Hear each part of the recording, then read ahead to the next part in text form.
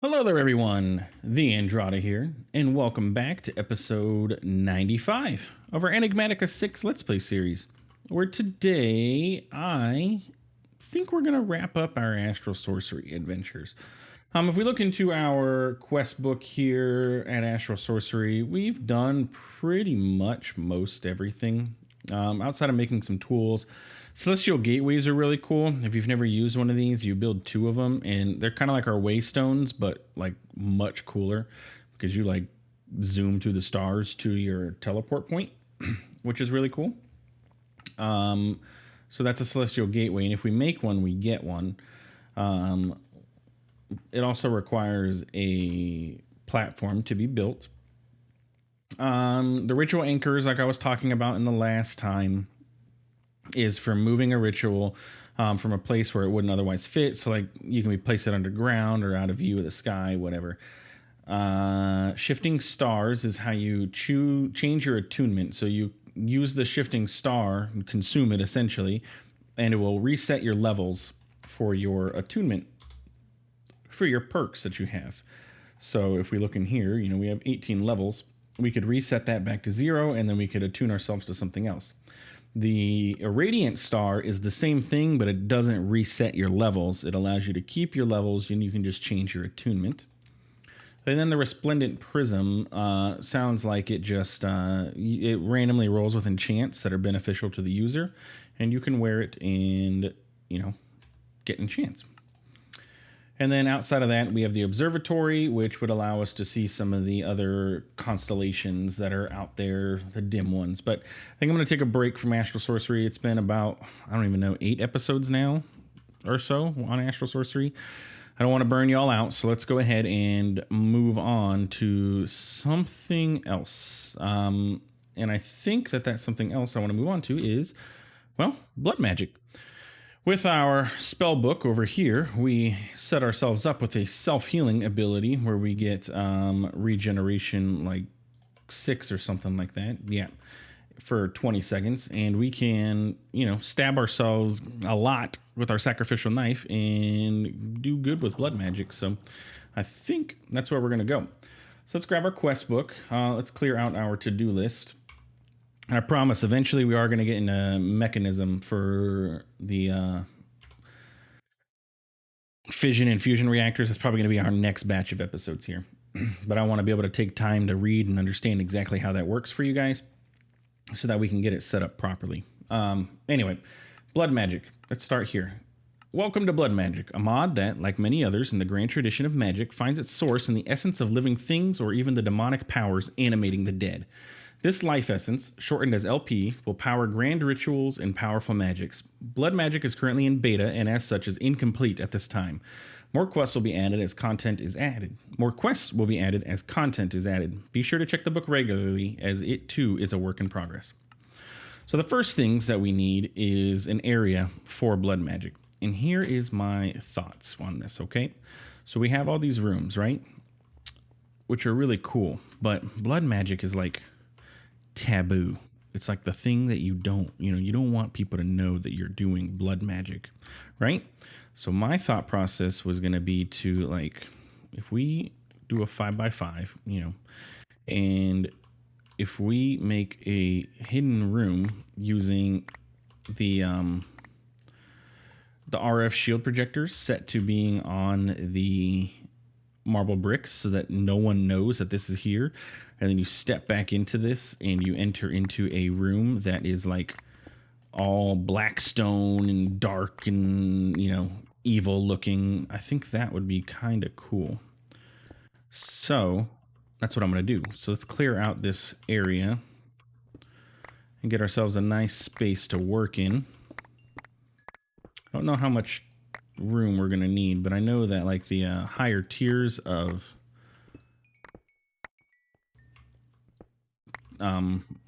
blood altars do require, a decent amount of space. So let's see, does this seem like it would be large enough? Maybe take everything up one so we don't feel so claustrophobic.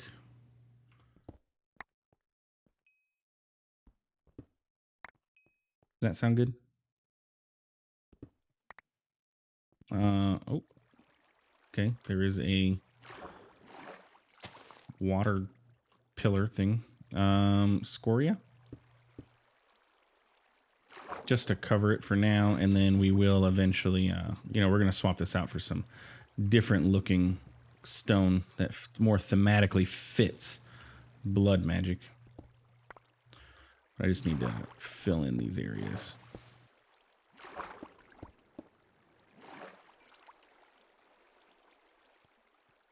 Okay, and then you... I went too far in with that one, but that's okay, because we can just fix it.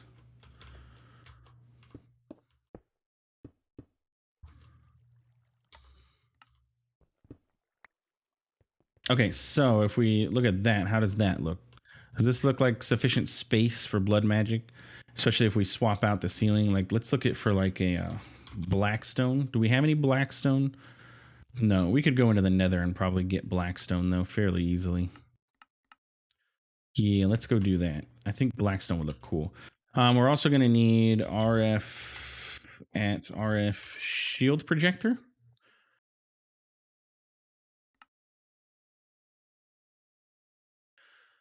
And it needs a redstone torch. And we're going to need some shields, which we do. We have some. And then we're going to need power. So we need a point. I keep saying I'm going to kick off crafting of a bunch of these points, and I have not done it yet. Like, what would it cost? I'm missing obsidian, apparently. Only 47 of them, though. What if I did 32? Should we do this? Like, what's the most... It's got to craft 128 flux cores. The most expensive thing for us is... Well, really, it's the flux cores and the nitro crystals. It's just going to take a long time to make. It needs to make 16 of them.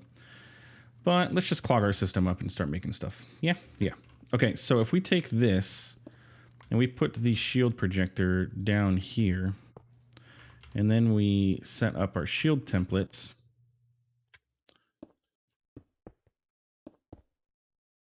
we should be able to get it to... It shouldn't be able to mimic these blocks. And since these don't have like connected textures or anything, we're not going to have to worry about that. So let's break this and then pop down here and give it power. This is our blood magic door. Did I spell that right? Yes. Okay. So it's going to fill up there. We need to be able to access this. Okay. So we also need our morphing tool to right click this, right? Yes. Okay. Oh, what is that?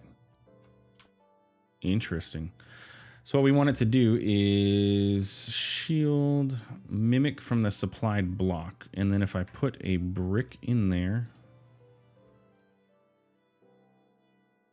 it should mimic bricks. Is that correct?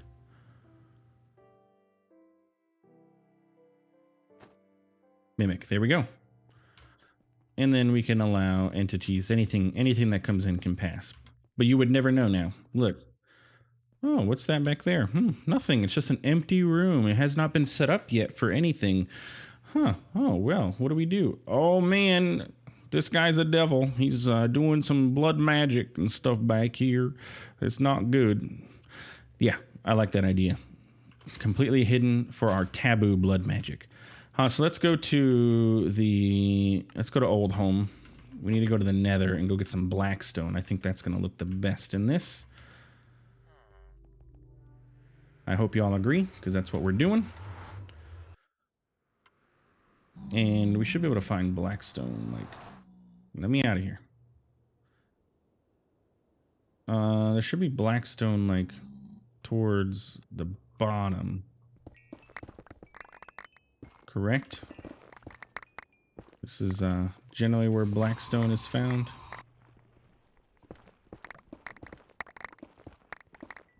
Also magma, apparently. I've gotten some. Not a whole lot.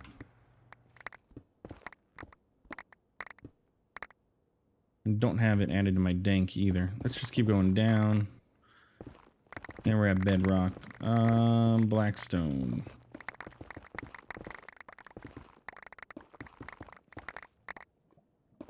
Gravel in the nether. Yes, that's exactly what I want. Just gravel. There we go. There's some more.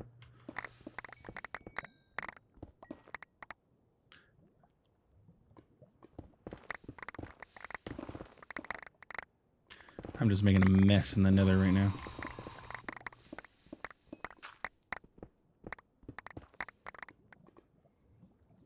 Nothing following me? Then we're good to go. All right. We got Blackstone. So let's go ahead and put all this extra junk that we got away. Shield projector can go away. You can go away. We need our exchanging gadget. And let's go downstairs and exchange all this stuff out. And I thought I couldn't remember where my stuff in the base was before. Wait until I put it all behind a secret hidden wall. You know? Okay, so we want to set this to fuzzy. And like range of 5, range of 6 works. Okay.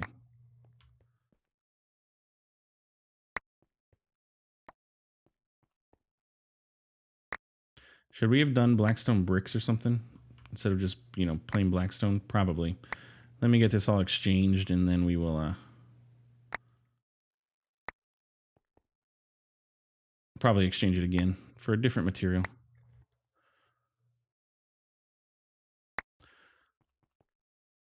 Also need to figure out how to solve that. We may have to we have to have 2 layers of shield projector. Because I don't necessarily care for being able to see this. I would want this to be also covered in Blackstone. So it's all black when we come in here. But let's see. Blackstone. Did I use all of the Blackstone? Oh, wow, I did.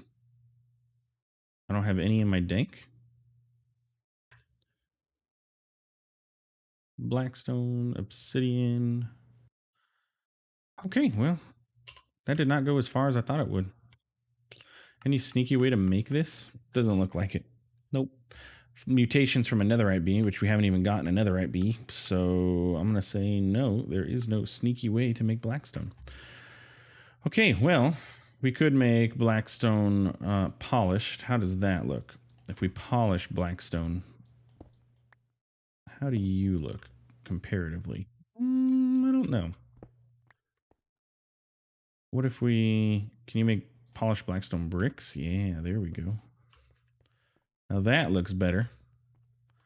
I say that's the route we go. Polished Blackstone bricks. Okay, I apparently need to go back out and go get more Blackstone because we still need to do the floor, and I need to create another layer here and get another shield projector set up here to do another set. So yeah, I will be back when I get all of that set up. Okay, and here's our room.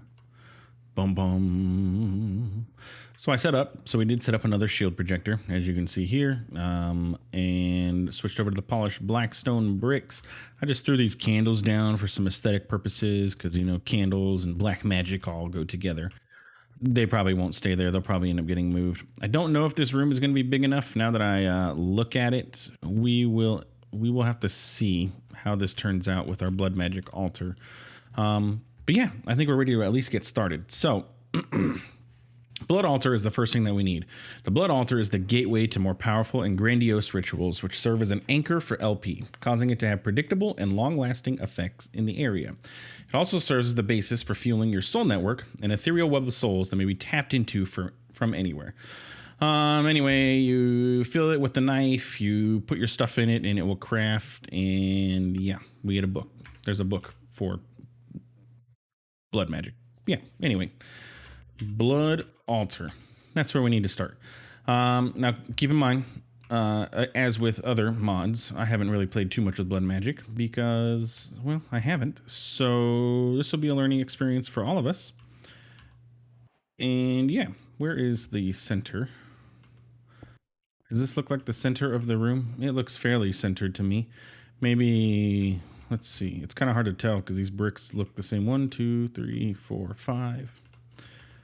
1, 2, 3, 4, 5, 6. Because this room is no longer squared because I closed off that wall. I need to dig out one more that way. But I'll worry about that later. But this is the basics of blood magic. You need a blood altar. Simple as that. In order to get this to go, we need to get our sacrificial knife, which the quest did give us one, so we might as well, take the free one that it gives us. And basically, we're going to work through our steps here and work towards creating, all this different stuff. I meant to bookmark that. So we need a blood orb. We're going to need demonic will, which you get from mobs initially, which requires us to get soul snares. Okay, so there's soul snares. What else are we going to need? We're going to need incense altar. Serves to help calm and center a singlemancer prior to using the knife. Standing near the altar will cause the knife to glow. It then may be used to draw a larger portion of health instantly, filling the blood altar with an equivalent amount of LP. Okay.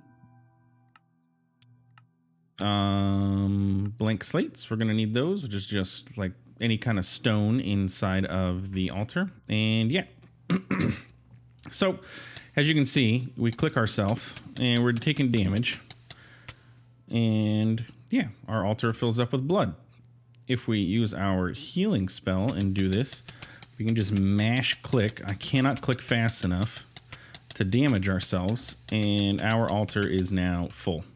See that? Definitely dive into Astral Source, Ars Nouveau first, then get into blood magic, because that is super handy. Oh, look, and we have diamonds here, which I just need to put 1 in there. And this is the crafting mechanic for blood magic. It's going to go ahead and craft our first blood orb. Also, of note, as with everything, oh look, and you can see how much is in here. 7.4 buckets. If we hold shift, we can see. I like that. And then we just take this out, boop, and we now have our weak blood orb. This is our gateway to our soul network. We need this in order to add life essence to our soul network, or life power, or LP. So all we got to do is right click it, and it's going to bind it to us. And then what we can do is put it inside of here, and you're going to see it's going to be draining our LP out of here. So we have 6.3 buckets, 6.2, and it's draining. Those massive particle effects were because this was still tick accelerated. But yeah, it's going to be draining into our network. So we can kind of just let that sit there and drain as it goes as we work towards the rest of the quests.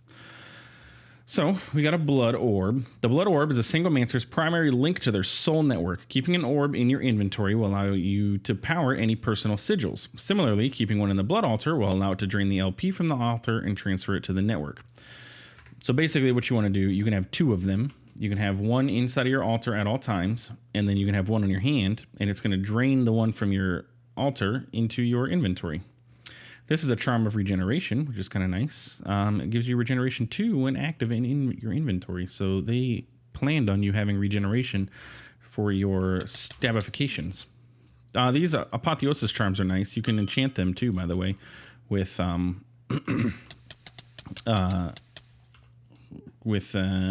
unbreaking, so that they don't use as much durability. But yeah, that actually drains durability pretty quick though. So that was a weak blood orb, so we got that going. And then now we just need to start working on crafting some blank slates. Now, slate crafting is a thing that we're going to need to do, and we're going to need to do quite a few of. And caveat with it is you can only do, you can do more than one at a time, but it's going to take a lot of your essence, so you got to be able to keep up with it. So like if I say, I think you can do a max of 10 at a time. So if we say we want to do 10 stone, and we say, okay, so we put 10 stone in here. Oh, it actually won't even put 10 stone in there. You have to feed it in with pipes. So when you put 10 stone in, it's still only going to do 1 and then move and then 1 and then move and then 1 and then move. But yeah, so we got our blank slates. So we can take this out, and this process is absolutely automatable, and we will definitely be automating it. I'm most likely going to build like a little, a room underneath for modular routers to sit so that we can pipe items into this and then pipe them out. And why don't we just go ahead and start working on that now, actually. It's going to be needed, so yeah, let's go ahead and... Oh. Well, phooey. I forgot that... Oh, man, this actually... Oh, this is depressing. I forgot. We are at Y level 3. We are not going to be able to do this.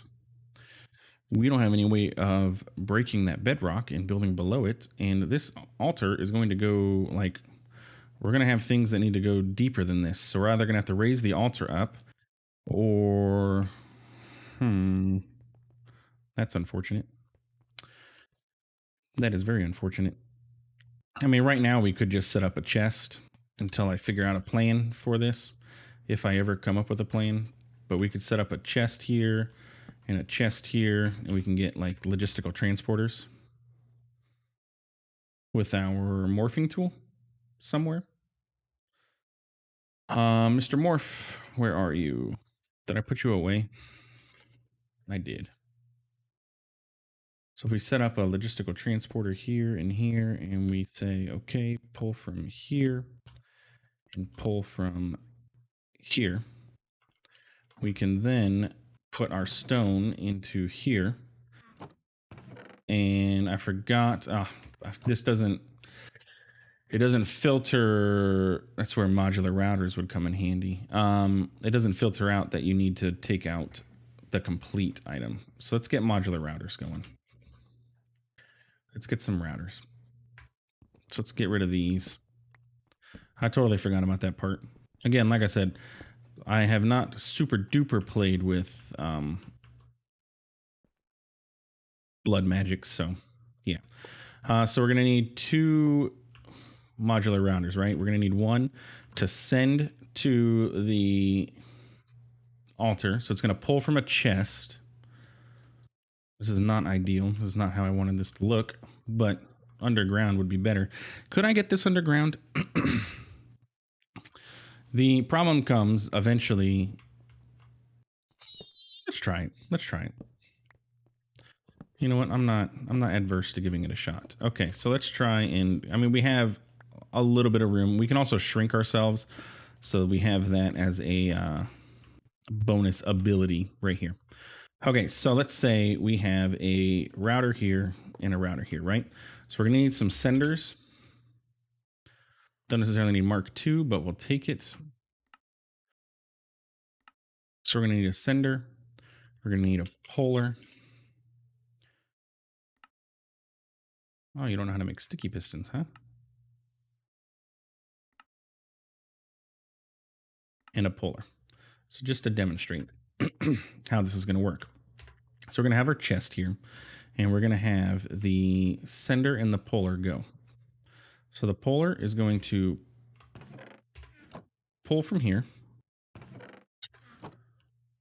How do you... Maybe it's the sender. No, give me that back. Sir, I need you to do the thing where you bind to an inventory. Extracts items from an adjacent inventory. That one's fine. Send item. You know what? It probably needs to be... Yeah, there we go. It does need to be a Mark II to be able to do that thing. That's what I wanted. Okay. So what we're going to do is we're going to say you are going to pull stone out of this chest, which is the only thing that should show up in this chest. You're going to pull stone from this chest. So if I put stone in here and I say pull it, and I don't know what face that is, so stone should start showing up. Pull stone. Oh, whitelist. And then send it to there. Yeah. And then this one, we need a polar. Mark II, though, which requires a Mark I, correct? Yes. So Polar Mark I.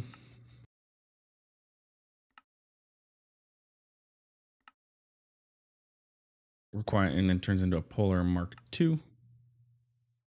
So then we're going to say pull from here.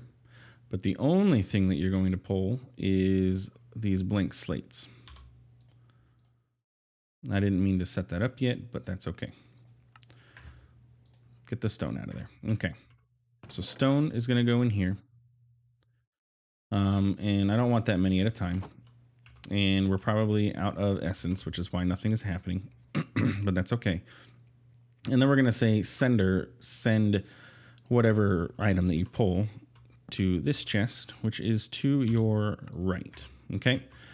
So now if we get our book and we heal ourselves up and we stabby, stabby, stabby,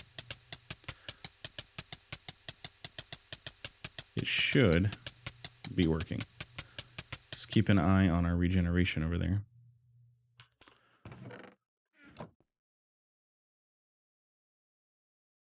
It did send 31 stone in there, which is not what I wanted, but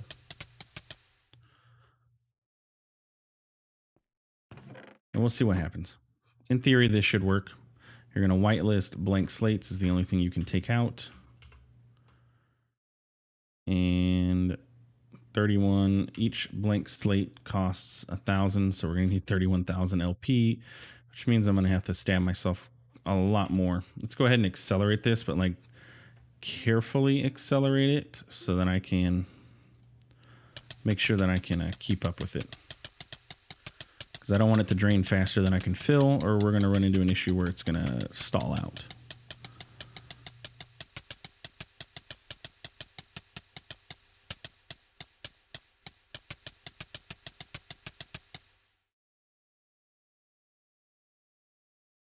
Man, this is taking a while. Okay, look, there it goes. It finished.